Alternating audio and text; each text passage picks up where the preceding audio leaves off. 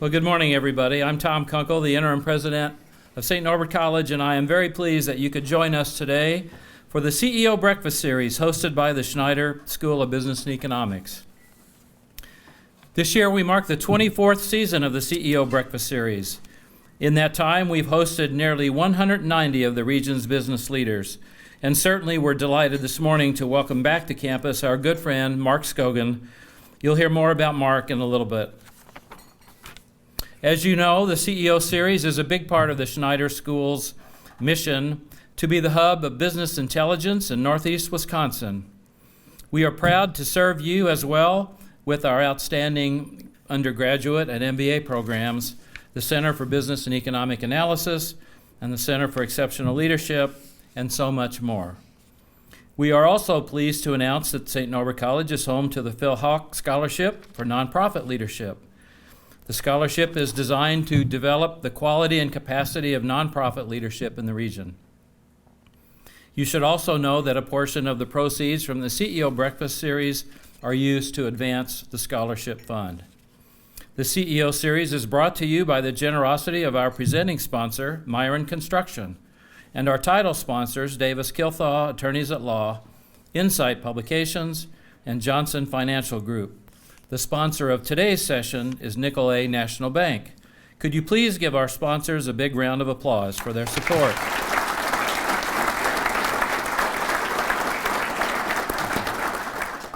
We also have some exciting news to share with you this morning. Davis Kilthaw will be expanding its services in geographic regions by joining Smith Amundsen. Effective November 1st, the new firm will be called Amundsen Davis. Please join me in congratulating them on their upcoming business expansion with a round of applause.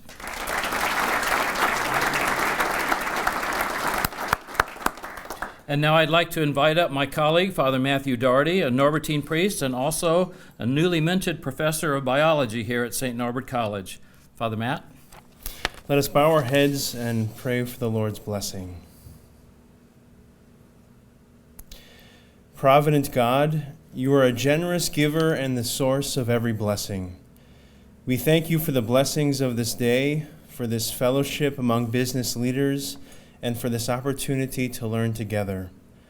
Shed Christ's light upon our minds and cast the Spirit's fire into our hearts, that gratitude and peace may fill us as we prepare for this talk today.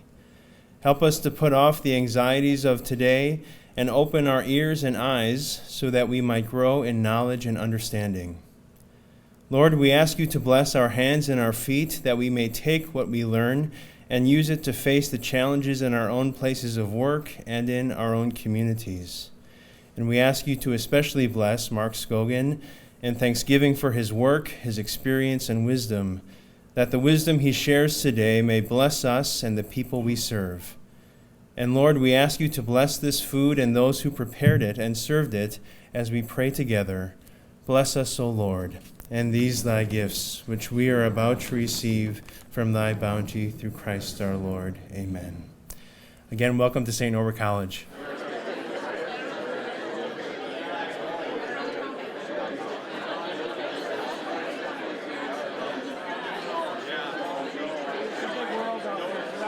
It's a real pleasure for me to introduce Mark Skogen, the president and CEO of Skogen's Festival Foods. Yeah, you can applaud for that. Mark is the third generation of Skogen grocers. His grandfather, Paul Skogen, opened the family's first store in Onalaska, Wisconsin in 1946. Dave, Mark's father, grew the small chain of IGA stores in the 70s and 80s, and then introduced the family business to the large grocery format of Festival Foods in 1990. Mark joined the company full-time after graduating from Viterbo University in 1992 and became president and CEO in 2006. Under Mark's leadership, Festival operates 46 retail stores across the state of Wisconsin. Mark attributes Festival's continued success to the more than 8,000 associates whom are all committed to the company's boomerang principle, which guides everyday business decisions by asking the question, will it bring the customer back? In addition to leading Festival Foods, Mark serves on the board of directors for the Green Bay Packers and the Food Marketing Institute. He is also active in fundraising efforts for the Boys and Girls Club of Green Bay and the United Way, and Mark and Festival have also been generous supporters of St. Norbert College, especially the Green Knights athletic programs, and Mark, we are very appreciative of that. Thank you very much. In late 2020, Mark became the owner of the Green Bay Booyah baseball team, later, unfortunately, renamed the Green Bay Rockers. And in 2021, he opened the Epic Event Center, a concert venue. Both businesses are located in Green Bay. Everyone, please join me in welcoming my friend, Mark Skogen.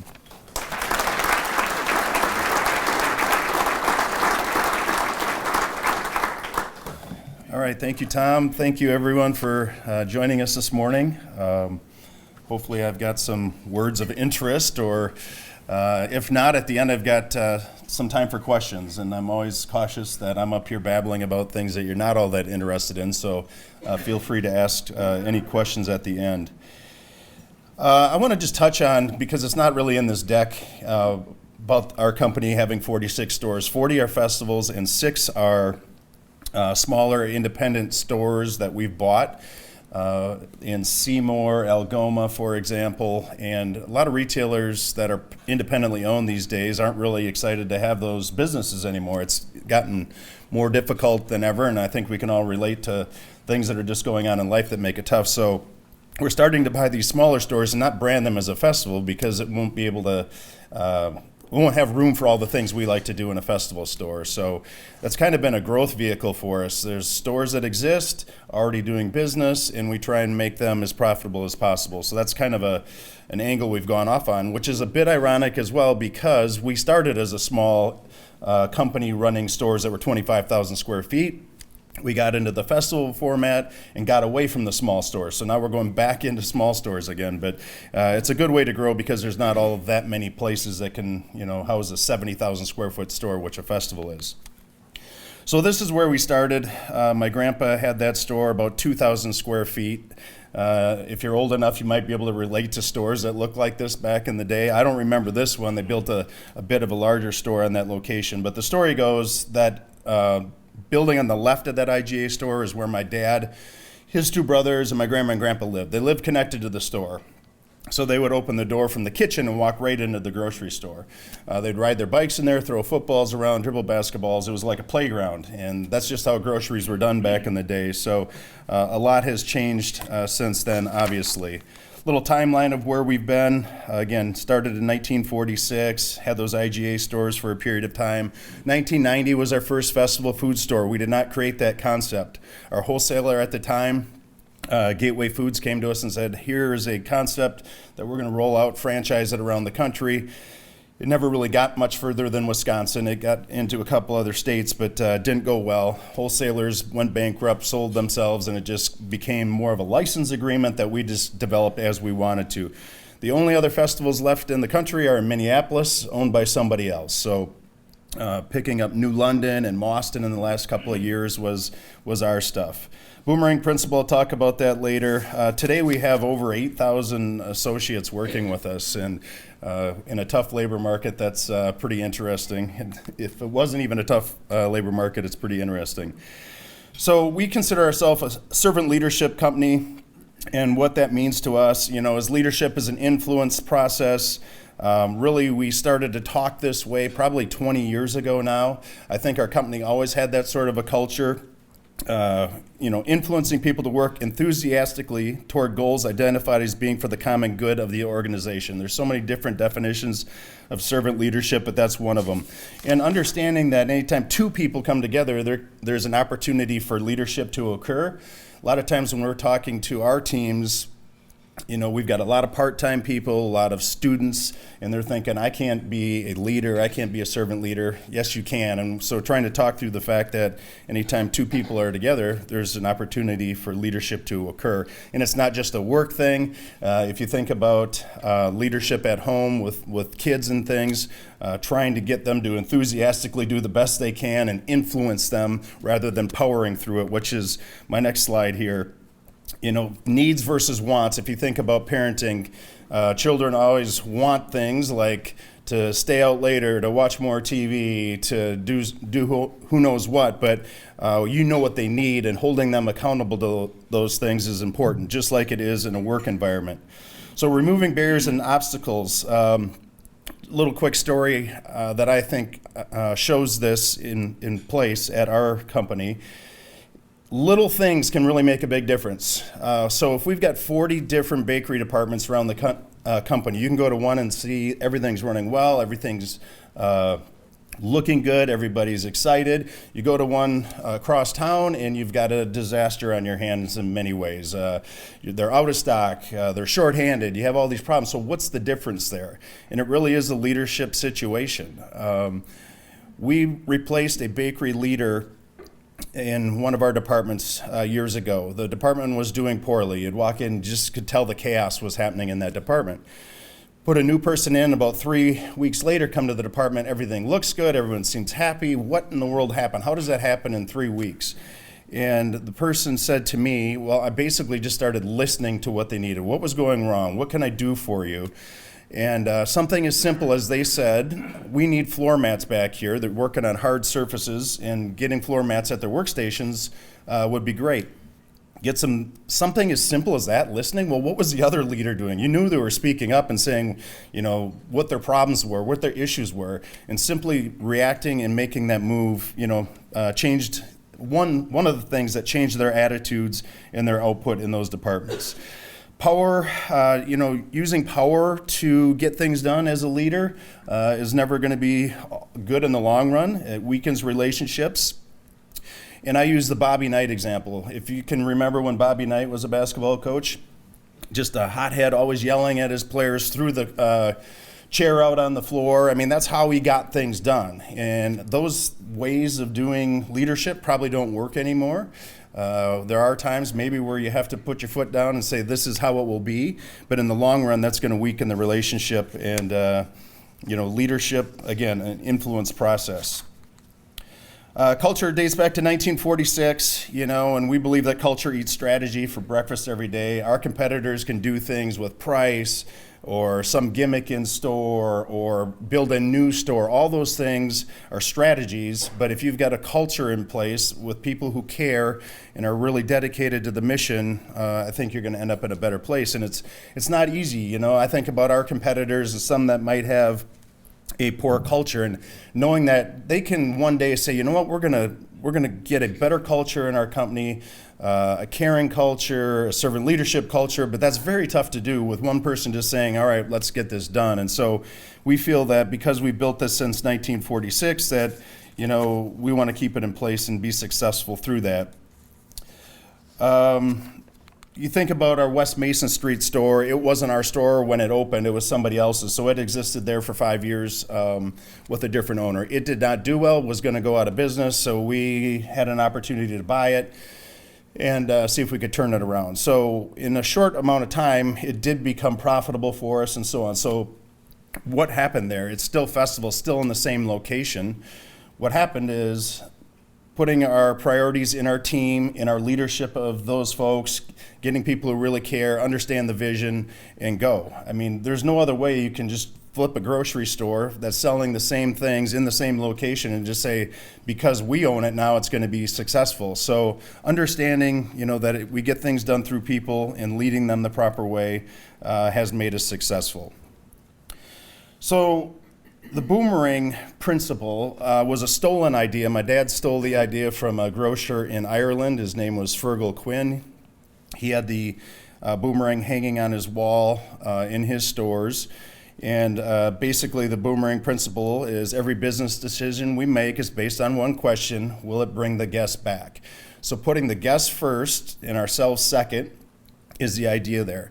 And we're fortunate being an independently owned business that we don't have to answer to shareholders.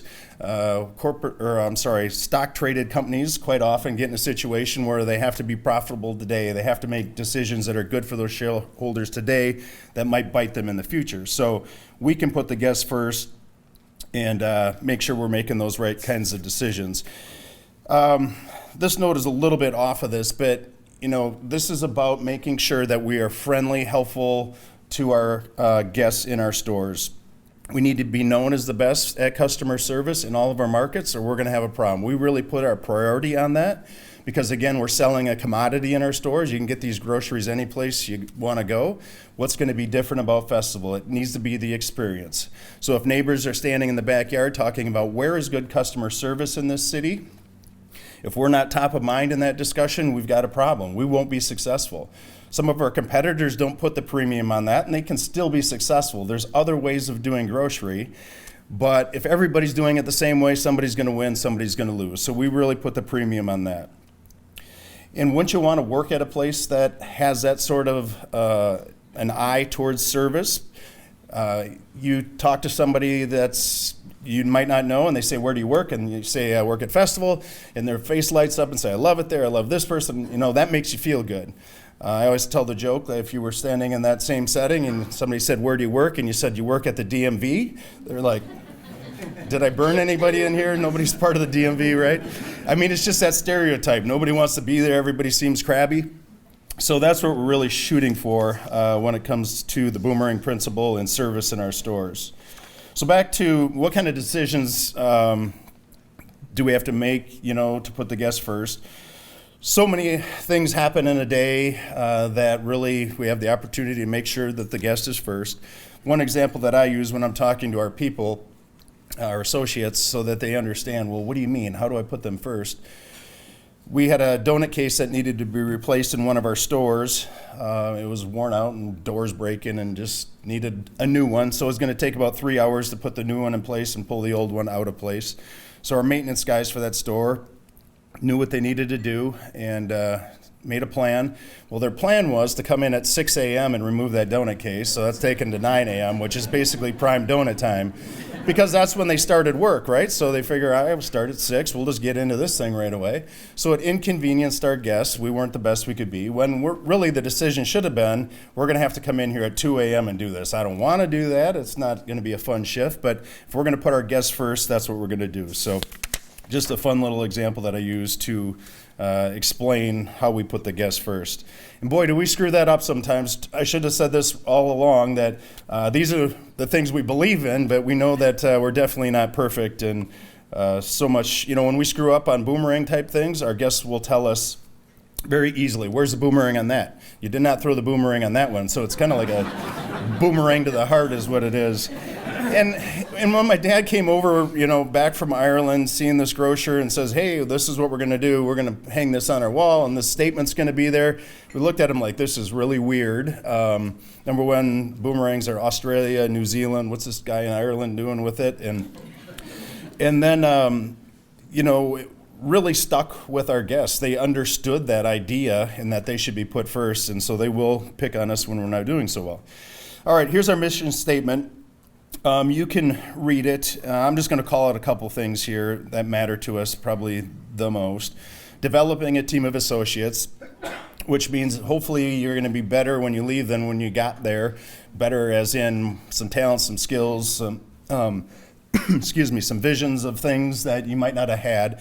Hear that so often from parents when they say, boy, John working at your store, his son working at your store is really developed. Thank you so much for that. Well, I don't think we do a ton. We have a vision on that. It's always the best parenting that'll probably make their young one develop in the way we want.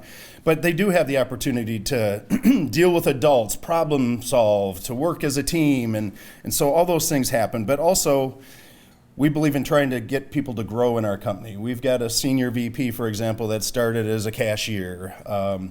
And that can happen in our industry. So as long as you have to go to work, why not gain some talent and skills that you didn't have when you got there? I mean, that's how we feel and what we believe, and we have programs and things in place that really try and develop people in that way. And then the last part of this, an enjoyable shopping experience. This is really key for us. I bet you there's not many people in here that would raise their hand and say they enjoy grocery shopping. It is a chore. Go hunt around a store, dodge people, load up a cart, unload a cart, take it to the car, and then take it home and put it away. I mean, that's a lot of work. So I haven't seen anybody walk in a store yet and go, woo, Disney World, this is going to be fun today. We're going to spend some money and bounce around in here. So can we make it better than people would think? Can we make it a best part of their week?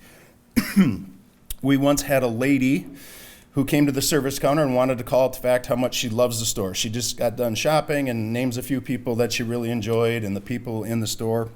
And she said, I like it in here so much that I put my groceries in the car and I feel like I want to come back in and do it again. Now that's crazy, but it's a great image for our people though. If you look at anybody that's pushing a cart around the store to think, can I make this the best part of their day, the best part of their week? Because, this is a chore, and we often get feedback on that, where somebody is having a bad day, somebody died in their family, and somebody working with us made them laugh or smile, and that's really what it's about. Selling groceries is not exactly an exciting venture necessarily. It's the people interactions and things.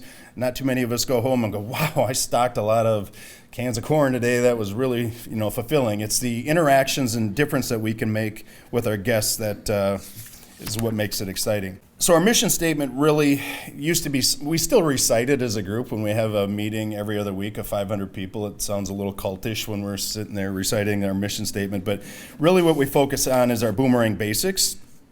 And what happened here was probably 10 years ago, we had a consultant come in and try and boil down what matters to us. So these were actionable items. A mission statement doesn't really tell you what to do. It sort of says what you believe in. So made it into these 27 basics. We have one for each day, and we have a huddle up. We read it. We talk about what it means to us. Did we see this in action at all the other day? And if somebody asks me, how has your company been successful? What's the key? That is the absolute playbook right there. And it's out there on the internet. Our competitors know all about it if they want to. It's on cards that we hand out to our team. So it's words on a paper, right? You still have to act on it. And these are the things that really matter to us. Treat every customer. I'm going to just call out a few of them. All of them have bigger definitions in them than what you're seeing right there. Treat every customer as a guest. We use the word guest rather than customer. Customer sounds transactional to us. Maybe if you order something online, you're a customer. But if you treat everybody as a guest, like how would you treat the people that come in your house? You don't ignore them. You don't let them wander around and try and figure some out. You greet them, you grab their coat, show them where they can sit, show them where the restroom is, all those sorts of things. So if we think about our guests or our people pushing carts in the store as a guest, I think we'll treat them in the best way.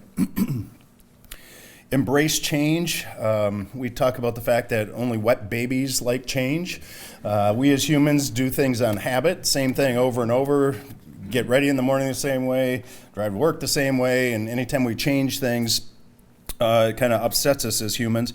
And we, in our industry, if you're not changing, and probably all of yours as well, you're going to get left behind. And if you don't like change, you're really going to hate irrelevance. That's another little line that we use because without change, and especially I think for everybody now, the way things are changing is incredible. 10 tiling, simply greeting guests that are within 10 floor tiles of you. Hello, goodbye, excuse me, can I help you? Pretty easy stuff. I tell our associates that's the easiest thing we're going to ask them to do. It's easier than pushing carts and cashiering than cutting meat. Hello, goodbye, how are you? Why do you do it? You want to let those guests know that we're here for you. It's welcoming. And I also tell them you'll never get hurt when 10 tiling. You're not going to throw out your back, pop an Achilles or anything like that. I said that for many years, and then finally one of our associates came to me and said, you said you can't get hurt by 10 tiling, and she had a black eye. And I'm thinking, what happened here? And she said, well, I was walking down the aisle, and there's a big column in the middle of the aisle. I turned to our guest to say hello and ran into the column and got herself a black eye. So have to be a little careful with that, but It's interesting to me how tough it is to get our associates, all of them, to always be greeting somebody who's within 10 tiles. I get it, I guess, if you're a younger person that might feel intimidated by an adult. But again, it's pretty easy stuff, and it's the right thing to have that welcoming atmosphere. Make things happen. I think I was going to call that one out just because we have this mentality that, and actually it's in a later slide, but if something is dropped in your lap, no matter what department you're in, you might be in bakery and somebody's got a deli problem or a deli question, you own that problem until it's solved. You can't just say, go see the deli. who knows who's in the deli? It might be a bunch of brand new people. Maybe it's even closed. So owning it until it's solved, taking every step you possibly can, giving them the authority to do things that maybe a part-time associate wouldn't normally have. And I'll talk about that a bit in a little, another slide or two. Make a difference in our community. Giving back has always been important to us. My grandpa started that in 1946. Story goes that he would tear up people's charge slips. Back then it was on like triplicate, not a credit card. And he'd tear up and forgive their debt just because maybe they lost their job or they lost somebody in their family. So he had this mentality that I think just carried on, and it's just the right thing to do. We're supported by our community. We want to give back and support in the same way. So associate empowerment, this came to be a program of ours about 5 years ago. It came from Disney, where they have popcorn empowerment, I guess is what they call it. So often the families come in the park, they get to the concessions right away. Popcorn's the main thing that kids get, and the kid will end up spilling the popcorn quite often. So they wanted those people who are sitting out there sweeping and cleaning up, not just popcorn, to have the power to go get them a free popcorn and replace it. So it's that sort of mentality. In our stores, if somebody's not happy, they go to the service counter. They say, I didn't like this or I didn't like that, and that person deals with a lot of that and knows what to do. But what about a 16-year-old kid that's stocking strawberries in the produce department? And they're standing there and somebody comes up and says, hey, I didn't really like my strawberries last time. Are these better? Is this a different batch? Rather than just saying, yeah, these are good. Yep. Why not do something? Own that problem. Give them free strawberries for the ones that they kind of just let you know they didn't like. Or if you're working in the dairy department, coffee creamer's been very difficult for over a year. One of the others always out, the couple main brands. Somebody coming up and saying, can I get this one? Do you have it? No, we don't. But this brand has that same flavor, and they're a little skeptical, like, I don't know if I want to make that spend, don't know if I like it. Give them one to try. And it's that sort of empowerment that we need in order to make our guests satisfied. It doesn't seem right to most people to think, I can give things away, aren't we going to go broke? We won't go broke over refunding strawberries and coffee creamer. You think about the weird advertising we do in our industry and how scattershot it is and the amount of money we spend to just hope somebody sees it and might want to come in, compared to giving somebody free strawberries and thinking about what they might say to their friend or just how good they feel that we took care of them. So we have empowered them, and we track it. We want them to tell us that the strawberries were bad so that we can figure out, well, we're giving away a case of strawberries every day. What's going on? But it's been great. So I think this is, just another slide covering that, in the fact that, again, it makes us feel good. If I'm a 16-year-old or a 60-year-old giving those strawberries away and seeing the look on somebody's face like, geez, oh, thank you. Those are the things that feel good as compared to saying, I stocked a lot of strawberries today. So that basically, in summary, is what I wanted to share with you today. And if you have any questions, I'd be happy to answer them. I rambled through that really quick. To reassure you, Mr. Skogen, first of all, we've been shopping at the West Superior location since you opened up in fall of 2020 or 2001. I have a special needs son. Thank you for all you do for special needs and making your stores come for that. I had my mother-in-law work at the bakery for 6 years, and she said it was one of the best experiences she had. So, wow, and thank you for opening the Epic Center. Thank you. I need you to do a commercial. That was really good. Thanks. Yes. Mark, you talked about giving back to the community. I want to thank you for the turkey trot. What an awesome event that is. Take us back when you guys first started that. Did you ever see it being what it is today? Yeah, thank you for that, for starters, but probably not the way that we have it all around the state is what's pretty impressive. I think it's 30,000 people on Thanksgiving total.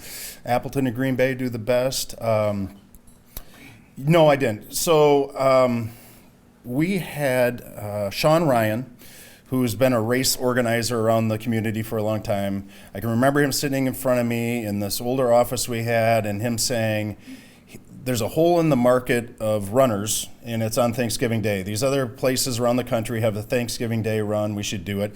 And I probably sat on it for a year. So it was his idea, and But then we did it, and never would have thought it would have this many people. It's so cool, though. I mean, people don't have a lot to do in the morning of Thanksgiving, it seems, and they go out as a family, bring the dog or whatever, and it's been a lot of fun. And then raising money to give back to the Boys and Girls Clubs and YMCA's, so cool.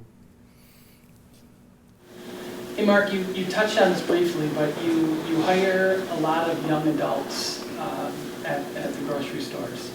And I'm just curious, for a lot of them, it's their first job.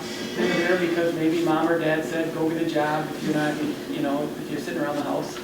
How do you develop and create that culture with them?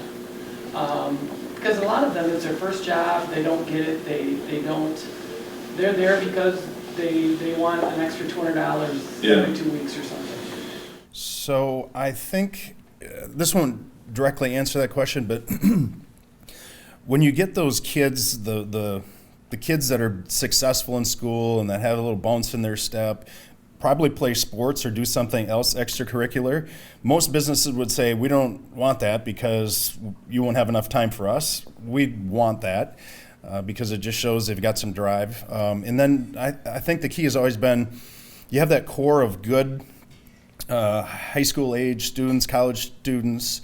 They're going to bring their friends. They're going to continue to bring the good ones. So I think it's set up for us if we're doing a good job of hiring the core of productive, happy, energetic, younger students, that they bring more. But after that, it's just, kind of talking the boomerang basics and being servant leadership driven. Their leader has to be somebody who's listening and caring and having a flexible schedule and doing all those things. So I guess that's the best way I can answer it. Mark, can you address a little bit lead by example? I have observed you on New Year's Eve day stocking shelves, being out on the floor and so forth. Can you talk about that as far as how you instill that with your leadership team about leading by example? Yeah, I think it's important if we're going to. So we have a bigger support staff in the office now than we ever used to, and I wouldn't want many of those positions to be ones that didn't actually work in the store to understand the chaos that goes in retail. And back in those days, the earlier days of Marshfield and then the first store in Green Bay, and I guess pretty much every store in Green Bay, I was still kind of officing in a store and there all the time. And I was and I still am, felt driven to get things done and pitch in and help, and that's what I did a ton of. And the story behind that, though, is also my dad would get so mad at me that I would be hands-on and doing stocking and so on, that I needed to lead people, and that's kind of what I'm saying here as well. But there is definitely a component of doing the same things they do to show leadership. You can't get caught in the weeds completely all the time, or you're going to miss a ton of stuff. But to pitch in and go side by side, I think does go a long way. Those days you'd go home and you definitely needed a shower after sweating, and grocery can be hard on your hands and back, and unfortunately, dusty place sometimes. Mark, we're all anxious to put COVID as far behind us as we can, but I wonder if you could talk a little bit, when COVID first arrived, we didn't really know what we were dealing with, and we could stop doing a lot of things and hunker down, but one thing we couldn't do was stop eating. You couldn't close, your people couldn't not work, unlike many other industries. Could you talk just a little about how the heck you managed through the first year or two of the COVID crisis? Yeah, overall it went pretty smooth as it relates to our people being willing to work. We didn't have too many that were like, I can't do this, and if they did, they just left or went on a leave, which was fine. It was exciting. It was admirable to see them do what they did without, a bunch of anxiety that you could see anyway. The rules changed a lot over time about, tracing who worked with somebody that tested positive, and that was, a big hassle. It's hard to believe that it was as recent as it was, because I feel like we've put it out of our mind and don't want to focus on it. But I think a point that I'm sort of proud of, and some people could call us crazy, but So obviously we had to stay open. Our people kept doing what they did. And then our office maybe for, I don't think it was more than 3 weeks, sort of shut down. But we were in our office the entire time. And to me, to your point about setting an example, and I know a lot of grocery retailers did the same thing. And they had the corporate office, they shut it down and left all their people working in the store. To me, that sets just a bit of a strange dynamic. Now, I get it. You could have kept, 150 people away from each other. But I just feel like it maybe set a bad example to all those who had to be in the store every day and do their thing. So, yeah, I don't think there's anything else I would say about the whole COVID experience other than I believe, and I didn't ask our HR department towards the very end of it, but during the heat of it, our people weren't ending up more positive than the population or whatever was reported out there, what percentage of the population. And so that's a good thing. Apparently, we kept distance and kept masks and everything to the right level to keep them safe, and plexiglass and stuff like that. So sure did help sales during that time. And I told our team that is nothing we can celebrate because it's at the expense of somebody else. Now it's pretty much back to what it was before, which it almost seems like there aren't as many people in restaurants, or there aren't that many restaurants or bars as there were before, but it's kind of leveled out to pre-pandemic, I guess, for us. Anything else? Real quick, did you see an increase for a while there in the people who call ahead and get their groceries delivered? I remember seeing how busy the parking lot was at first. Yeah, curbside pickup, definitely went up. I forget what percentage of our total sales it ended up being at. In Wisconsin, we have a smaller percentage of our sales as curbside pickup as compared to other places in the country. I think it's just easier to get to a store than some places, but it has gone back to what it was. Maybe a bit more, but yeah. Yes. You mentioned how you take culture over strategy and how you can't just wake up and change culture one day.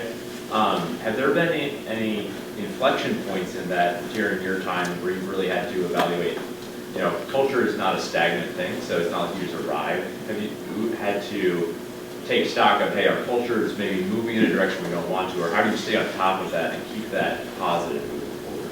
Yeah, so I think servant leadership we preached for a long time, and then we got into something that we're calling collaborative leadership, which is done here with Dr. Fred Johnson in town. And that idea is, don't come to me with all your questions and problems and make me solve them. We need to talk about this as a team, and we'll solve it as a team, or come to me with your solutions to the problem. And it was really freeing because it felt like, maybe there was 10 people in the company that were like mom and dad, and you had to answer everybody's question and guide them directly. So that has been a change, so servant leadership and collaborative leadership has been nice. But the problem becomes, 8,000 associates now. How do you keep your hands on that? And I don't have any magic answer than, being 27 items to say, this is what we need to do. If we execute on this, we will be successful. When we build a new store, we tell them, just execute on what we tell you matters and how the store should look and all the friendliness things. And if we don't win, if that doesn't work, then that's our problem, meaning the senior leadership. We've got a bad game plan for you. We made a bad decision on a location. Just execute this thing and it should work. And that's been fun to watch over time. One or two more? And I'm going to run out of here right afterwards. I've got an appointment that I have to get to out of state, and if I end up late, I'm going to be in trouble. It wasn't an easy appointment to get, so. Yes. It seemed back in the day that the biggest decision for a grocer was where to put the milk, but now it's how big should the liquor department be? You have a great selection. How did that evolve your business? Yeah, the history on that, Wisconsin's got different laws than other states, so a little bit more lenient to be able to have it in store and not have to check it out in there. So it just kind of grew over time. At one point, we decided it's too big, we should shrink it. So there's about 2-3 stores that ended up smaller, and we didn't like that, so it went back to much larger. It's about 10 to up to 15% of our store sales. It's a low profit margin item, We don't have to stock it, though. It's done by vendors, so that allows you to have a lower markup on that stuff. Bush 30 packs are the #1 SKU, if you're wondering. Kessler's pretty much only sold in this state, and it's the #1 liquor SKU. Yes, sure, one more. Your liquor departments, I just wanted to say thank you for getting the aged whistle pig that was put in the wrong bottles and sold cheaper than the older aged whistle pig. Oh, really? I didn't even know that story. Whoops. All right, well, I'll close with that, and thank you again for your attention, and a lot of friends and things around the room that you don't always get to see anymore, so good seeing you all. Thank you.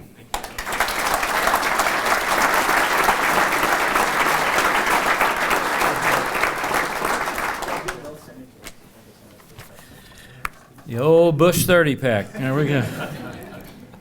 Thank you, Mark, and thanks to all of you for being here. It's been a real pleasure having you with us. A brief survey will arrive in your email shortly. If you would like a copy of today's presentation with Mark, please let us know on the survey, and we'll get that to you. We look forward to seeing you at the next CEO breakfast, which is going to be on November 3rd at Butamort Country Club down in Appleton. Kurt Gressens, managing partner of Whipley, will present The War for Talent, which is something I think we all know a little bit about. So I hope we'll see you there. Thank you for coming. We appreciate your support. Have a great day. Thank you.